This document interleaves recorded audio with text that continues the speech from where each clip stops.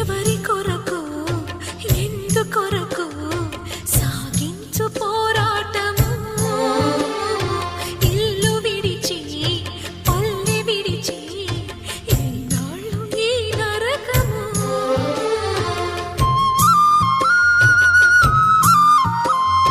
గుండెలో బాధలను దాచుకోవాలి నా పోరు బాటలో నీ తోడు కావాలి పల్లెనే ఇల్లుగా నువ్వు చూసుకోవాలి పంచాది నిర్మలకు చెల్లెవనిపించాలి